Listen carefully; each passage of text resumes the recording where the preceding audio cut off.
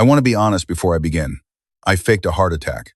Not to manipulate anyone, not to punish them, but to see the truth. To see who would drop everything when I needed them most. And what I discovered changed everything. My name is James. James Hartwell. I'm 63 years old, and for most of my life, I thought I knew my children. I thought the success I'd given them, the opportunities I'd provided, had shaped them into good people. I was wrong. Let me take you back to 3 months ago, March 15th. I remember the date because it was my late wife Catherine's birthday.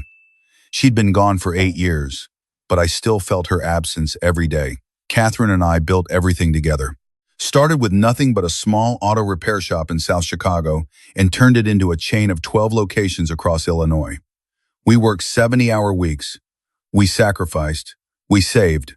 And when the kids came along, Rebecca first, then Michael 3 years later, we promised ourselves they'd have better than we did. Rebecca became a corporate lawyer. Top of her class at Northwestern, made partner at 32. Lives in a penthouse in the Gold Coast with her husband Brad, some hedge fund manager. Michael went into investment banking. Harvard MBA. Drives a Tesla. Wears suits that cost more than my first car. I was proud. Of course I was. What father wouldn't be? But there was always something. A distance. Rebecca's phone calls became shorter over the years. Can't talk long, Dad. I've got a deposition. Michael's visits turned into quick lunches between meetings. Sorry, Pops. Market's crazy right now. They were busy. Successful people are busy. I understood that. At least, I told myself I did. Then there was Daniel, my brother Tom's boy. Tom died young car accident when Daniel was just 7. His mother remarried and moved to California, but Daniel stayed in Chicago. Bounced between foster care and youth homes. I'd see him occasionally at family gatherings, this quiet kid with his mother's eyes. When he turned 18, he showed up at my door with a duffel bag and a guitar. Uncle James, he said, I know we're not close, but I'm trying to make it as a musician. I just need a chance. I'll work. I'll pay rent. I just need a start. I gave him the guest room above my garage. He worked part-time at a coffee shop, played gigs at dive bars on weekends. Never made much, lived on ramen and hope. But he had something my kids had lost somewhere along the way. He had heart, he had gratitude. Every Sunday, he'd knock on my door with coffee and whatever pastries he could afford. Morning, Uncle James. Thought you might want company. We'd sit. We'd talk. He'd tell me about his music, his dreams. I'd tell him stories about his father, about the old days. It wasn't much, but it was real. The idea came to me one night in February. I was watching the news, some story about a lottery winner whose family crawled out of the woodwork. And I thought, what if? What if I had nothing? Who would still stand by me? I called my doctor, Bill Morrison. We'd been friends for 30 years. Bill, I said, I need you to do something unusual. 2 weeks later, everything was in place. I called Rebecca first, Tuesday morning, 9:30. I knew she'd be between meetings. Rebecca, sweetheart, it's Dad. Hey, Dad, what's up? I've got a conference call in 10 minutes. My hand trembled as I held the phone. I'm in the hospital, Northwestern Memorial. I had chest pains last night. They're saying I need emergency surgery. Quadruple bypass. Silence. Then, oh my God. Dad, are you okay? They need to operate soon, maybe tomorrow. I'm scared, honey. Could you come? I need someone here. Another pause. Longer this time. Dad, tomorrow's the Morrison trial. I've been preparing for 6 months. I can't just, Rebecca, I'm having open heart surgery. I know, Dad, I know. But there are 3 other partners on this case. If I bail now, I could lose my standing at the firm. Can Michael go? I haven't called him yet. I called you first. Look, I'll try to swing by tonight if I can get out of these meetings. But Dad, you're strong. You'll be fine. The doctors there are the best. I'll call you later, okay? I really have to go. The line went dead. I sat there, staring at my phone. She'd said she'd try to swing by. Her father, about to have his chest cracked open, and she'd try to swing by. I waited an hour before calling Michael. He was in New York for some banking conference. Pops! Hey, can't really talk. I'm about to go into a presentation. Michael, I'm in the hospital. I need surgery. My heart. I heard him suck in a breath. Whoa, okay, that's serious. When? Soon. Maybe tomorrow. I'm alone here, son. I could use. Man, that's rough timing. I'm keynoting this conference tomorrow morning. There are investors here, Pops. Important people. This could make or break my year. Your year. I'm talking about my heart. I know. Look, can Rebecca go? She's right there in Chicago. I called her. She has a trial. Of course she does. He sighed, and I heard background noise, voices. Look, Pops, you're tough as nails. You'll pull through. I'll fly back as soon as this conference wraps up. Friday? Latest. Can you wait until Friday? Michael, the surgery is tomorrow. Then I'll come see you after. In recovery. You probably won't even remember the first few days anyway, right? Listen, I've got to go. They're calling me. I'll wire some money for anything you need. Love you, Pops. He hung up. I sat in that hospital bed, a real bed, in a real room, because Bill had admitted me for observation to make it authentic, and I felt something crack inside me. Not my heart, something deeper. The illusion, maybe. The belief that when everything fell apart, family would be there. That evening, Daniel showed up. I hadn't called him, hadn't told him anything, but he'd swung by my house to drop off some leftovers from the coffee shop, and when I didn't answer, he'd gotten worried. Called around, found out I was at Northwestern. He burst into my room at 7:30, still wearing his coffee shop apron, guitar case slung over his back. His eyes were wild with panic. Uncle James! Jesus, I just heard. Are you okay? What happened? The concern in his face. The real, unfiltered fear. I almost called it off right there. Heart troubles, I said. They need to operate. When? Tomorrow morning, they're saying. He dropped into the chair beside my bed, running his hands through his hair. Okay, I'm here. I'm not going anywhere. What do you need? Daniel, you don't have to. What do you need? He repeated, firmer this time. Have you eaten? Do you need me to call anyone? Get anything from your house? Over the next hour, he made himself indispensable. Called my neighbors to water my plants. Brought me real food because hospital food tastes like cardboard. Uncle James pulled out his phone and started researching bypass surgery, reading recovery times, what to expect. You're going to be okay, he said, more to himself than to me. You're going to be fine. I'll be here. Through all of it. What about your job? Your gigs? He waved a hand dismissively. I'll figure it out. Your family. You took me in when nobody else would. You think I'm going to abandon you now? He slept in the chair that night, curled up awkwardly, his jacket as a blanket. When nurses came in for checks, he'd wake up, alert, asking questions, making sure they were taking care of me. Rebecca texted around 10 p.m. Sorry, Dad. Couldn't make it out. Morrison needed last-minute prep. You'll do great tomorrow. Strong genes. Michael sent money. $5,000 wired to my account with a note. For anything you need. Sorry, I can't be there. You got this, Pops. The next morning, Bill Morrison came in early. Daniel was already awake, had gone down to the cafeteria to get coffee. You sure about this, James? Bill asked quietly. I'm sure. Call it off.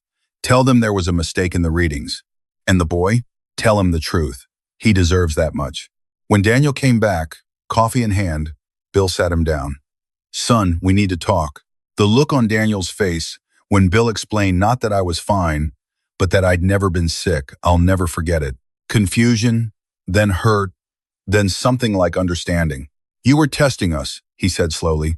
Rebecca and Michael. Testing all of you, I admitted. I needed to know. He was quiet for a long moment. Then he stood up, and I thought he might leave. Thought he might be angry. Instead, he started laughing. Not mockery, something softer, sadder. Uncle James, he said, you didn't need to test me. You already know who I am. You've known since I was 18 and showed up with nothing. I'm not here because of what you can give me. I'm here because of what you already gave me. A home, a chance, a family. He sat back down. So what now? You going to tell Rebecca and Michael? Not yet, I said. Not until I see what happens next. What happened next still makes my hands shake when I think about it. I went home that afternoon, Miraculously cleared by the doctors. Some irregularity in the test, they said. False alarm. I called Rebecca and Michael with the news. Oh, thank God, Rebecca said. I was so worried. See? I told you you'd be fine. Hey, this is great timing, actually. I won the Morrison case. We should celebrate when things calm down. Michael was relieved too. Knew you were tough, Pops. Hey, the conference went amazing. Might have landed a major client. We'll grab dinner next time I'm in Chicago. Neither mentioned coming to see me.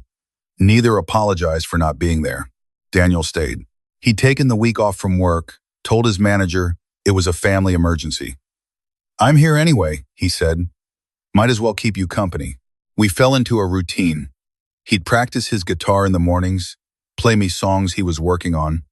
We'd have lunch together, watch old movies in the afternoon. In the evenings, he'd cook simple stuff, but made with care. It reminded me of Catherine. Not the food itself, but the presence. Someone who wanted to be there. One night, about 2 weeks after the surgery that wasn't, we were sitting on my back porch. Daniel was quiet, picking at his guitar strings without really playing.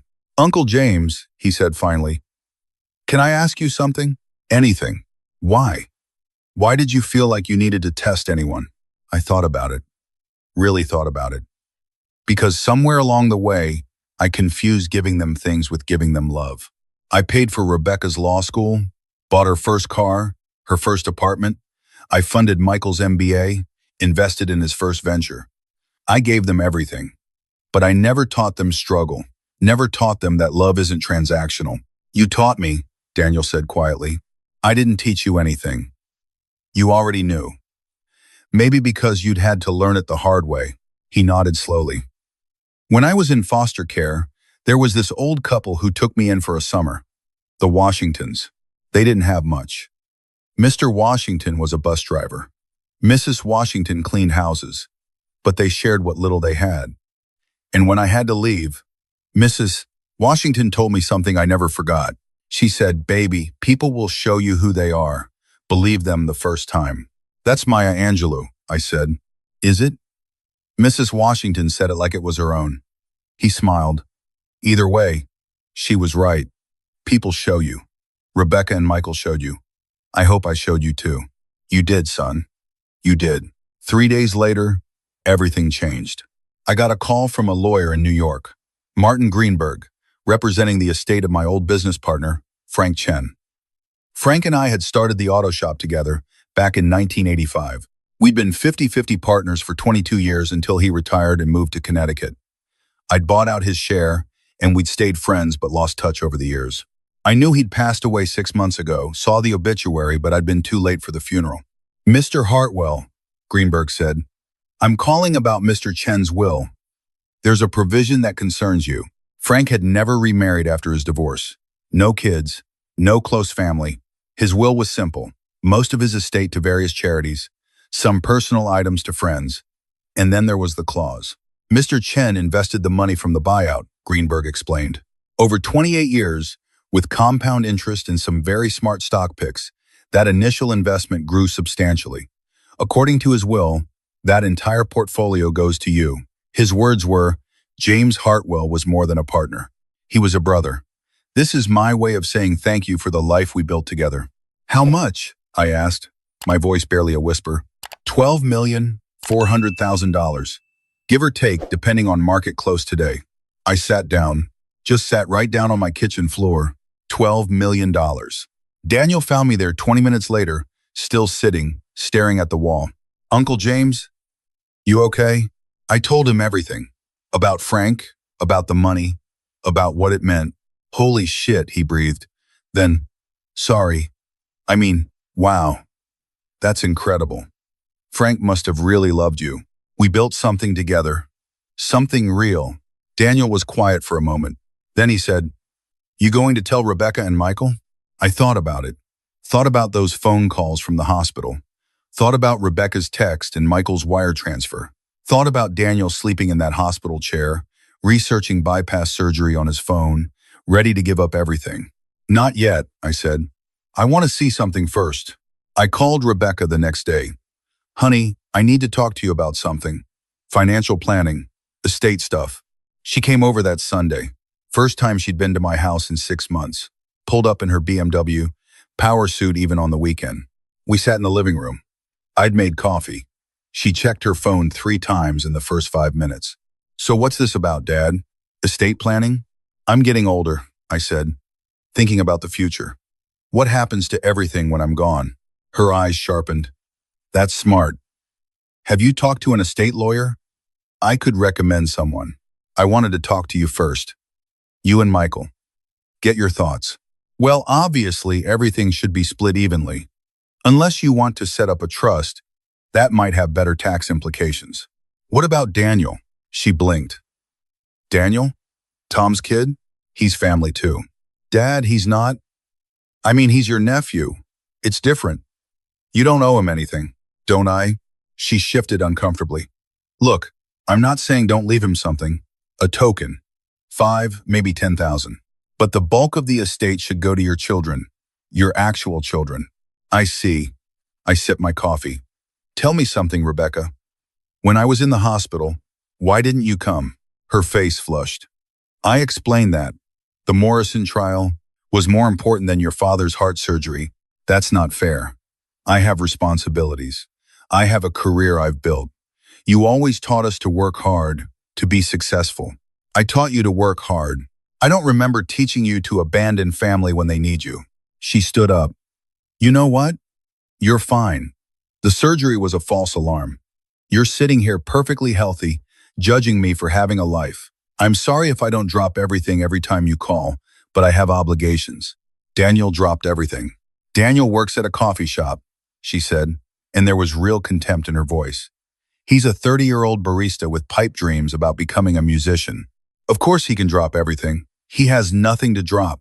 I set down my coffee cup very carefully. Thank you for coming by, Rebecca. I think I have my answer. She left angry. Didn't even finish her coffee. Michael's response was similar when I called him. He was too busy to come to Chicago, but would definitely visit soon. When I pressed about estate planning, he suggested hiring a financial advisor, someone who knows what they're doing with serious money. How do you know I have serious money? I asked.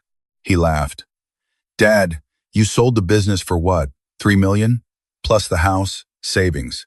You're sitting on at least 4, maybe 5 million total. That needs professional management. He'd done the math, calculated my worth. Probably had for years. What about your cousin Daniel? I asked. Tom's kid? I mean, sure. Throw him a bone if you want. He helped you out when you were sick. 10, 20 grand. But let's be real, Pops. He's not exactly a good investment. Guy's going nowhere. That night, I sat with Daniel on the porch again. He was playing a new song, something soft and melancholy. I met with Rebecca today, I said. Called Michael too. He stopped playing. And I know what I need to do.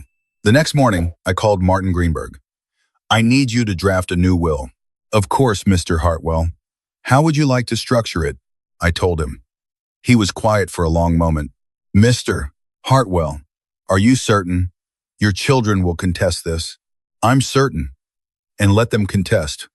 I'm of sound mind, and I have my reasons. 2 weeks later, I invited everyone to dinner. Rebecca, Michael, Daniel, told them I had important news. They all came. Rebecca complained about traffic. Michael flew in from New York, annoyed he'd had to change a meeting. Daniel brought flowers and a bottle of wine he couldn't afford. We sat down to eat. I'd ordered catering, a nice spread, and I could feel the tension. Rebecca and Michael kept exchanging glances. They knew something was coming. I asked you all here, I began, because I have news. Some of you might have heard about my old business partner, Frank Chen. He passed away last year. That's sad, Rebecca said, checking her phone under the table. Frank left me something. His investment portfolio. Money from when I bought him out. Grown over 30 years. Now I had their attention. Michael's eyes sharpened. Rebecca put down her phone. How much? Michael asked. $12,400,000. You could have heard a pin drop. Rebecca's mouth actually fell open. Michael leaned forward, hands flat on the table. 12? Oh million? Rebecca whispered. Give or take. Dad, Michael said, his voice careful. That's incredible. Have you talked to anyone about investment strategies? I could set up a meeting with my firm. We could. I've made my decisions, I said. That's why you're here. I've had a new will drafted. Already? Rebecca frowned. Don't you want to think about it? Talk to us? I did talk to you. 2 weeks ago. You told me Daniel deserved a token. $10,000. The room went silent. Daniel looked at me, confused. He didn't know about those conversations. I also remember, I continued, calling you both when I was in the hospital, when I thought I might die. Rebecca, you had a trial. Michael, you had a conference. You both had something more important than being there. Dead, Rebecca started. Daniel slept in a hospital chair. Took a week off work he couldn't afford to miss. Researched bypass surgery on his phone. Made sure I was eating. That nurses were checking on me. He was ready to give up everything. We sent our love, Michael said weakly. I sent money. You sent money because money is easy for you. Time is what's hard. Presence is what's hard. And when I needed those things, neither of you could find them. This is about a guilt trip? Rebecca's voice rose. You're going to punish us because we have careers? Because we're successful? I'm not punishing anyone. I'm just seeing clearly. Maybe for the first time, I pulled out the folder Martin had sent. 3 copies of the will. Daniel, I said, turning to him, you will receive the house, the full $12 million from Frank's estate, and everything else I own. My car, my personal effects, all of it. Daniel's face went white. Uncle James, I can't. Rebecca and Michael, you will each receive $10,000. A token, as Rebecca suggested. It's more than fair, considering you both make several times that in a year. You can't do this. Rebecca stood up, her chair scraping loudly. We're your children, your blood, and you showed me exactly what that means to you. Or rather, what it doesn't. Michael was staring at the table, jaw clenched. This is because of the hospital? One time we couldn't drop everything, and you're cutting us out of millions? It wasn't one time, son. It's been years. Years of 5-minute phone calls and missed birthdays, and I'm too busy, Dad. The hospital just made it clear. When I had everything, you were too busy. When I thought I had nothing, you were still too busy. Daniel had nothing to gain, and he was there. He was playing you. Rebecca's voice cracked. Can't you see that? He knew if he played the good nephew, he'd stop. Daniel's voice cut through the room, quiet but firm. He stood up, facing Rebecca. I didn't know anything. I was there because Uncle James was there for me when nobody else was. Because he gave me a home. Because he's family. Family? Rebecca scoffed. Right. And now you're $12 million richer. Convenient. I don't want it, Daniel said, and he meant it.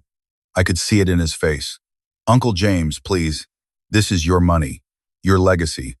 I can't take it from your kids. You're not taking it, I said gently. I'm giving it. Because you already showed me what you'd do with nothing to gain. They showed me what they'd do with everything to lose. I looked at Rebecca and Michael. Really looked at them. I loved you. I still do. But I confused love with things. I gave you money and opportunities, and I thought that would be enough. It wasn't. It never is. Love is time. It's presence. It's sleeping in an uncomfortable chair because someone you care about might be scared. This is insane, Michael said, but his voice was hollow. You're choosing him over us, over your own children. I'm choosing gratitude over entitlement. I'm choosing character over blood. And yes, I'm choosing Daniel. Because when it mattered, he chose me. Rebecca grabbed her purse, tears streaming down her face. Angry tears, humiliated tears. Fine. Keep your money. Give it to your perfect nephew. But don't expect me to come around anymore. Don't expect me to care when you actually are dying. I don't, I said softly. I already know you won't. She left. Slammed the door so hard a picture frame fell off the wall. Michael stood more slowly. I hope you know what you're doing, Pops. I hope he's worth it. He is. Michael left too, quieter. But the disappointment in his eyes cut deeper than Rebecca's anger. And then it was just Daniel and me. He was crying. Actually crying. Uncle James, I can't, please. They're your kids. Blood is. Blood is what you bleed when you're hurt, I interrupted. Family is who shows up to stop the bleeding. Your family, Daniel. More than they ever were. We sat there for a long time, The untouched dinner going cold between us. I had a thought, I said eventually. That money, it's a lot for one person. It's too much for me. He agreed. What if we did something with it?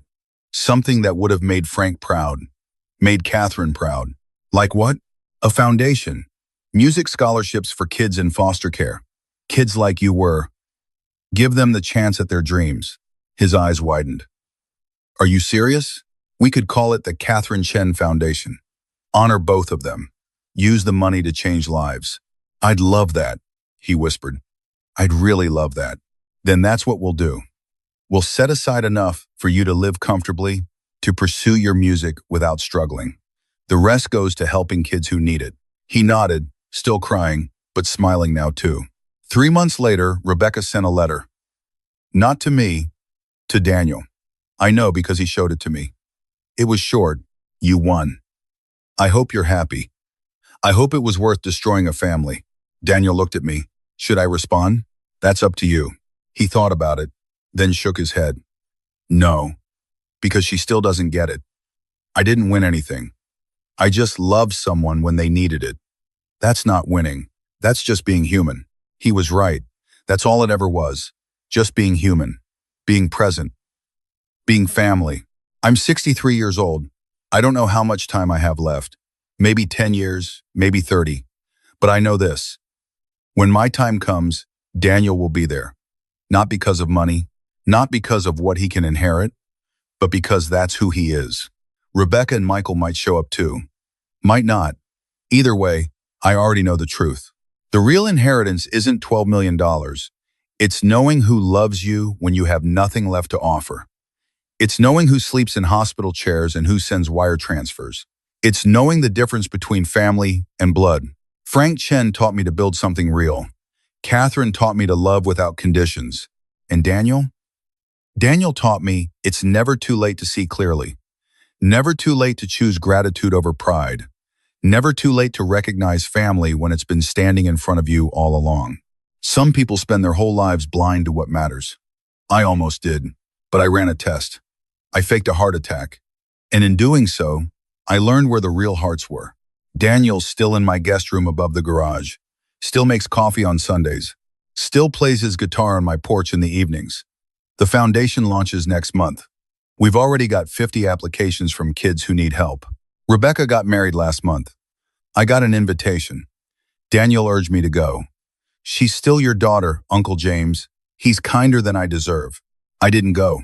Sent a card. A check for $10,000 with a note. For the next generation. I hope you teach them better than I taught you. She cashed it. Didn't write back. Michael's still in New York. Still chasing deals. Still convinced I made a mistake. Maybe I did. Maybe blood is supposed to matter more. Maybe fathers are supposed to forgive everything. But I think about that hospital room. I think about the phone calls. I think about Daniel's guitar case slung over his back. Panic in his eyes, ready to drop everything. And I know I made the right choice. The money will run out someday. The foundation will help its last student. The house will pass to someone else. Everything material ends. But the lesson? The truth? That lasts forever. When you have everything, people will surround you. When you have nothing, you'll see who's real. And if you're lucky enough to have someone who stays when there's nothing to gain, hold on to them. Because that's not luck. That's love. And love, real love, is the only inheritance that matters.